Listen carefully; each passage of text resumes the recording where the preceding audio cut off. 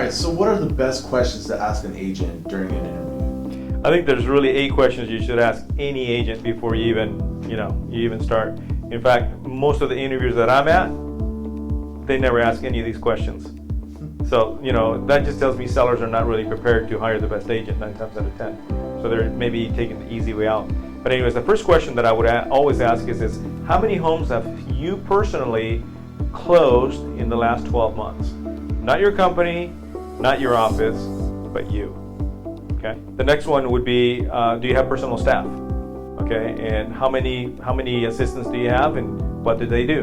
And why is personal staff so important? It's important because if you have a single agent, or you have a team, the team will always outproduce a single agent. So you want to kind of get an idea of what you have. And the reason that you want to ask them what they actually do is because you don't want them to talk about the office secretary as their secretary, because they're not, right? You want to find out people who that agent literally pays out of their own pocket, because it gives you really how big of a nut that agent has every month, right? Which basically means that an agent with a staff is going to work a lot harder than an agent without, because they have to make payroll, right? What are you going to do to sell my house other than internet, multiple listing, mailers, and open houses? And that's key, because really when you sit down with most agents, that's really what they're talking about. It's like, hey, this is what I want to do to sell your house. 1, 2, 3, 4. Okay, but what else are you going to do? But what you want is you want an agent with a big toolbox, right? You want an agent who comes in and says, I can do 20 things. So if these 2, 3 things aren't working, I can turn those off very easily. Okay. So that's another really good question. The next one is how much do you personally spend in advertising? Okay, and again, all those questions kind of build on each other, because you don't want to get stuck with an agent who is relying on the broker to pay for their advertising. The reason being is because in essence you're in a queue and you're kind of just waiting. So 3 weeks later you still haven't gotten any money from the broker because you're not far up enough in the pecking order. And so as a client you're thinking, well, why is nothing happening? Pretty simple. You got an agent who's not spending any money out of their pocket. You don't want that, right? Okay, here's another question. How crucial is being able to speak multiple languages, being bilingual? Well, in some neighborhoods in our area, I can tell you 60-70% of the buyers are Hispanic. And one of the first questions that I ask if we're taking a listing in that area, when another agent couldn't sell the house, we ask the seller, hey,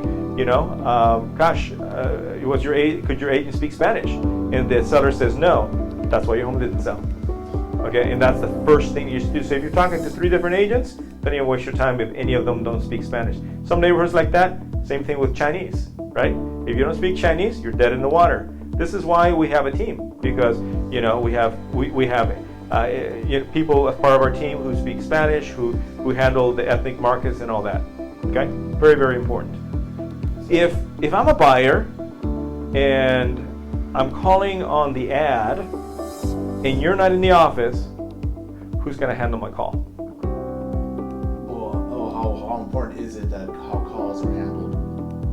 It's really critical, because when you're dealing with an agent or maybe a couple of agents and they're not in the office, you always need to ask yourself, who's handling that phone call? Typically, it's the agent is the new agent on the up desk. Most of these companies out there have what's called an up desk, right? So they have the brand new agent that gets to sit there for 4 hours taking the phone calls. Now you need to ask yourself a question. How much does that new agent really know about your house? And how is that agent really going to push your house? Right? This is where the team comes in, because anyone calling on your house is going to talk to someone that works for me, who's familiar with your property, and is going to be motivated to sell it. Not that new agent who's at the up desk who takes your buyer and sells another house. Guess what? Someone just stole your buyer, and you didn't even know it because no one even tracked the call, right?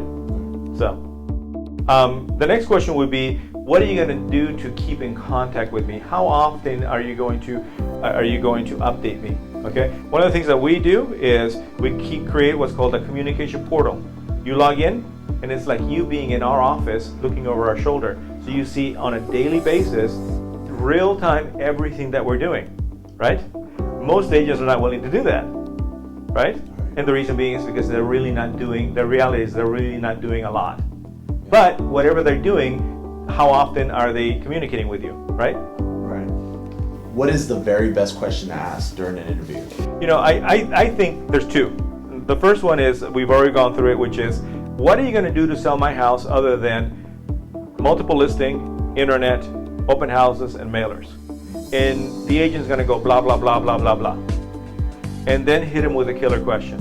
Okay, so you've done blah, blah, blah, blah, blah. In 30 to 45 days, you haven't sold my house. What are you going to change then?